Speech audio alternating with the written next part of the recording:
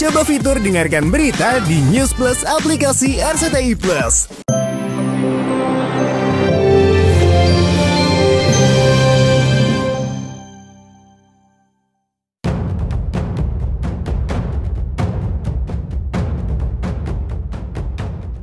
Pemirsa, jika ada voting tentang selebriti ternyinyir, terusil, dan paling banyak punya musuh, Nikita Mirzani bisa menjadi pemenangnya.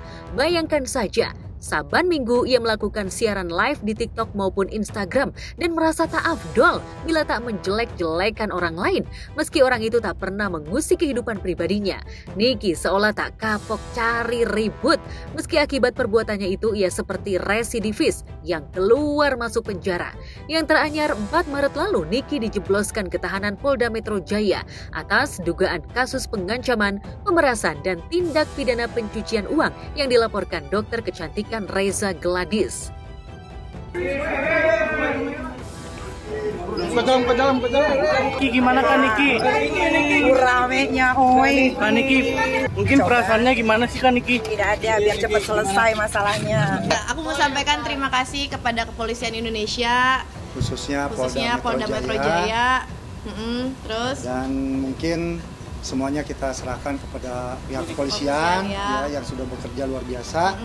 Dan mungkin harapan kita ke depan memang ya ini bukan sesuatu yang kita harapkan sebenarnya. Aku sebenarnya melihat Nikita jadi tersangka waktu kemarin pakai baju orange, aku cukup kaget karena aku nggak nyangka dia bisa datang sendiri. Aku berkira seperti yang dibilang orang, wah jemput paksa. Aku pikir wah, aku juga harus ngomong nih Niki jangan sampai jemput paksa lagi. Ternyata besoknya dia datang sendiri ke Polda, itu yang menurut gua gentle.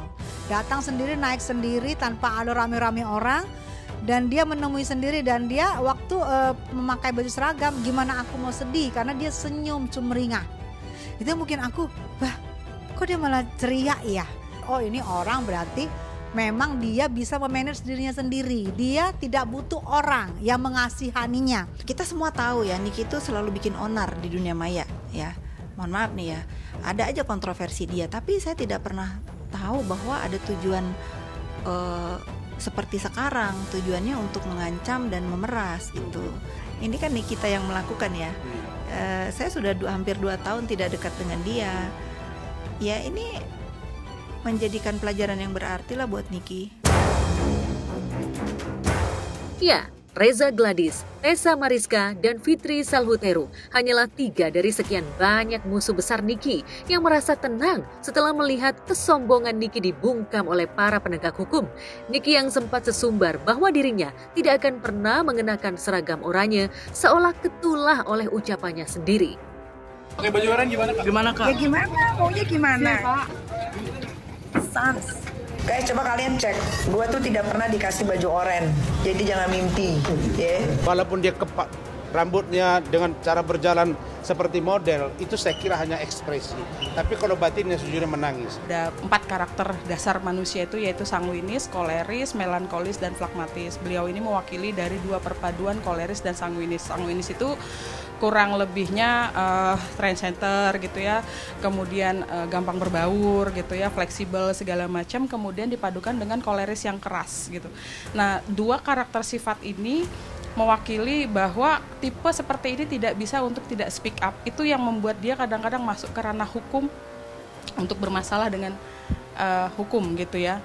Nah, kalau dia terlihat seperti santai, tipikal orang dengan karakter seperti ini, itu biasanya umumnya dia mempunyai, kalau kita berbicara secara psikologis dan belahan otak, bahwa ada yang namanya critical area, dia lebih dominan. Saya tahu Niki ya, mungkin dia bisa memperlihatkan ke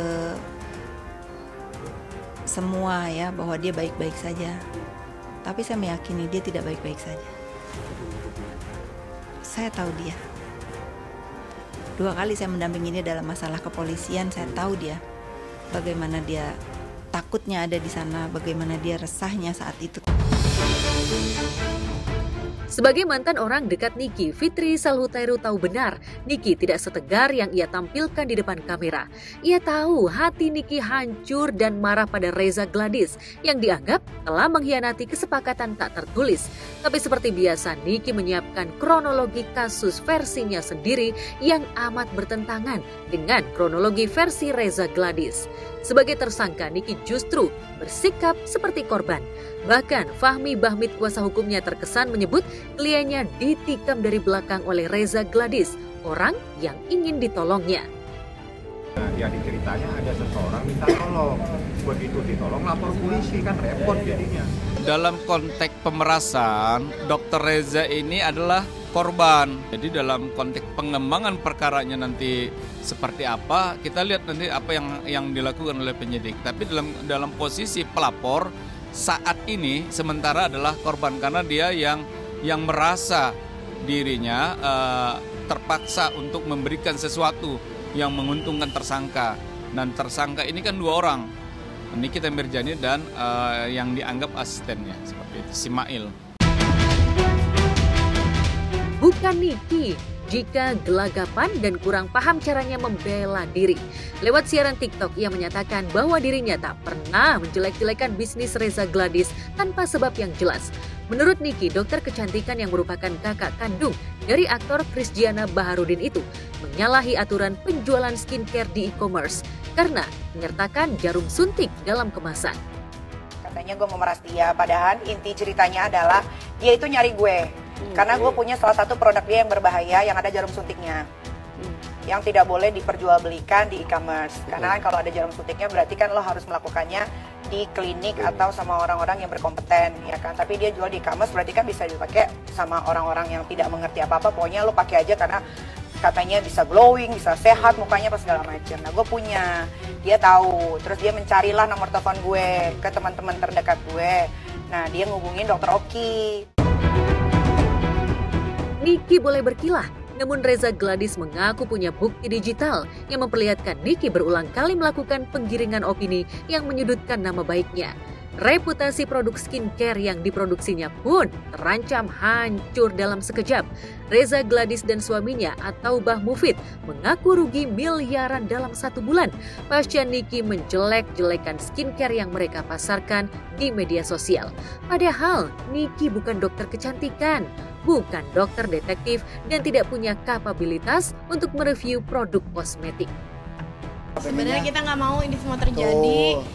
Dan kita tidak suka keributan sama sekali, dan bahkan teman-teman di sini boleh lihat di mana pernah kita melakukan keributan, tapi mau nggak mau untuk membela diri mungkin ini salah satu caranya begitu kali. Tadi udah jelasin ini bukan masalah puas atau nggak puas, tapi ini hal yang tidak kita inginkan, tapi mau bagaimana lagi, karena ya kita pun butuh ketenangan, butuh keamanan, butuh kenyamanan. Mungkin ini salah satu cara kita untuk membela diri, karena kita udah harus seperti apa lagi gitu. Belajar dari kasus Mira Hayati yang bisnisnya diobok-obok Niki hingga berujung ke bilik penjara, Reza Gladys tak mau menyambut genderang perang yang ditabuh Niki. Jika memang bersuara lantang atas nama wanita Indonesia yang dirugikan skincare berbahaya dan punya bukti kuat untuk mempolisikan mereka, mengapa Niki tidak lapor polisi? Karena sadar yang diinginkan Niki adalah cuan, Reza berusaha nego atas uang tutup mulut yang ditawarkan Niki melalui Mail Syahputra, asistennya. Reza dan Mufid ingin cincai dengan Niki karena memikirkan kelangsungan bisnisnya yang menjadi sandaran hidup ratusan karyawannya, bukan untuk kepentingan dirinya sendiri.